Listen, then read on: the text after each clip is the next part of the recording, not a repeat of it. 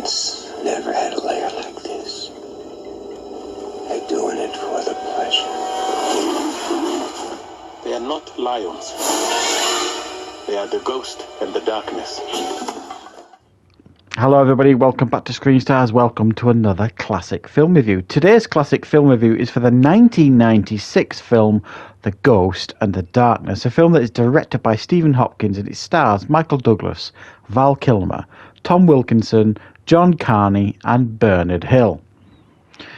Now this film focuses on Africa in the late 1890s. Val Kilmer's character, Colonel John Henry Patterson, plays an engineer, a famed engineer who is tasked with building a bridge in Africa to expand the British Empire. Whilst there, the team that help him build this bridge are set upon by two rogue lions, who essentially kill countless people.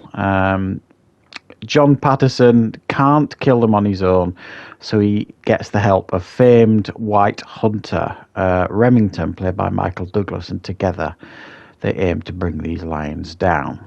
Right, The Ghost and the Darkness. Well, this film is one of my personal favourites. It has been for a long, long time. I remember watching this when it first came out. I'm not sure if I went to the cinema to see it. I think I did. And I remember really liking it from day one. And I also remember when this was released, it was kind of dismissed. It didn't do particularly well. Critics weren't overly fond of it. And for me, I've always liked the film. And it is pleasing to see that it does get a little bit more respect these days than it certainly got when it was first released. I think the thing that does it for me, and I've just rewatched it to do this review because I recently got it on German import. It's not easy to get like on a UK Blu-ray, so I got a Blu-ray import of it from Germany. And I think what you forget sometimes when you watch this is it's actually based on a true story. That these two lions, it had never happened before and it's never happened since. The fact that these two lions are hunting together. Normally man-eaters hunt alone for a start. So these were hunting together and it seemingly were doing it for the pleasure. So you could imagine at the time, you know, the local tribes and everybody that were helping build the bridge. I mean, they named them the Ghost and the Darkness. They thought they were evil. They thought they were evil spirits come to punish them. All this kind of stuff. You could imagine what were going through people's minds. And they killed upwards of 130 people on this killing spree, which is remarkable. When you actually put that in perspective, it's incredible. It's almost unbelievable.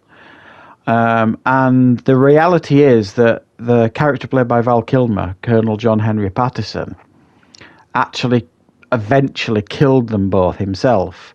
The character of Remington was created for the film, obviously to make it more cinematic and all that kind of stuff. And to be fair, it does work for the film. There are a couple of other truths as well that aren't displayed accurately in the film, and by that I mean the reality is that these lions were actually maneless due to a number of reasons.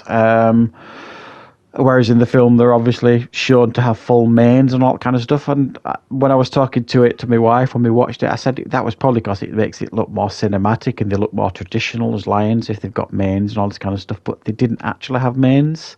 And there's many theories as to why they went on this killing spree. One of them is there was some kind of disease or something going around at the local wildlife, so there was very little prey for them to prey on, which is why they targeted this group of workers that were, you know, spending so much time building this bridge. But whatever, there's loads of reasons. It's just fascinating watching this, knowing that much of what you're watching is true. Obviously, apart from a couple of things that they changed it for the film, obviously, to make it more cinematic. But when you actually consider all these people that were killed, it's just frightening stuff. And I think the film really captures that fear, the fear from the workers, and it really plays on that with you as an audience member, because they almost seem spiritual. They almost seem like one step ahead all the time. And and the film does a really fantastic job of this portraying that, so you never really know what's coming next, sort of thing. And it's really brutal as well in some of the kills, you know, when you're watching them, especially when they go after the there's a scene where they move the wounded in the build a fresh hospital in the hope that they can coax these two lions into the old hospital and then take them out, but they don't take the bait and they go after the new hospital, and they just absolutely wreck it and butcher everybody in the hospital. I mean, it's a brutal sequence, and it's very, very frightening, and it's filmed very, very well. Interestingly as well, Michael Douglas was only on board initially as a producer.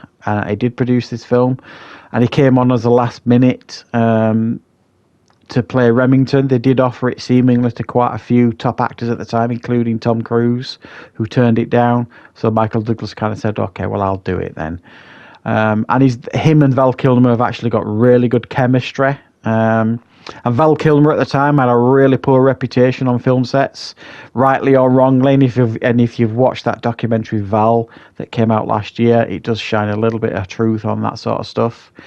But he was going through a really bad divorce at the time, and he'd just come off the back of that Island of Dr. Moreau picture that was an absolute disaster that many people credited him for its downfall in regards to his behaviour on set. But reportedly anyway, that he was an absolute pro on this film, and that's probably because he was really invested in it, and you could tell that he's enjoying himself. You can tell he's enjoying the film. You can tell he's enjoying the relationship with Michael Douglas, and I think they play off each other really, really well. And for me as well, Michael Douglas is not the main star here in this film. It is actually Val Kilmer, even though Michael Douglas gets top billing. He doesn't actually turn up until at least 45 minutes into the film, something like that. So an actor with, you know, a so-called ego, as they claim Val Kilmer has, wouldn't have put up with that, really. They're kind of like, no, I'm the star. But obviously that didn't happen. Michael Douglas got top billing, which makes sense because he was a bigger draw at the time as well. So The Ghost of the Darkness, for me, is a really, really effective film.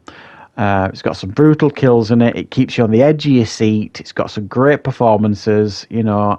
It's got all the beautiful scenery you'd expect in Africa.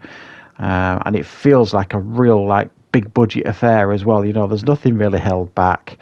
And definitely it will keep you on the edge of your seat and keep you interested right till the very, very last scene. And also that apparently these lions, if you still want to see them, you can. They're displayed in a museum in Chicago in the US, I believe. Fascinating. The fact that it all happened really does take your breath away, really, that this actually happened. So, yeah, for me, it's a really good film. It didn't deserve the criticism it got on release, I don't think, and it deserved to find an audience. This could easily have been a misunderstood movie as well, review. But for me, it's also a classic film review, and I think the classic side of the film outweighs the misunderstood side of the film, so which is why I chose to do a classic film review on it. So let me know in the comments if you've seen the film, what your thoughts are on it, and of course I'll be back with plenty more reviews and content on the channel very, very soon.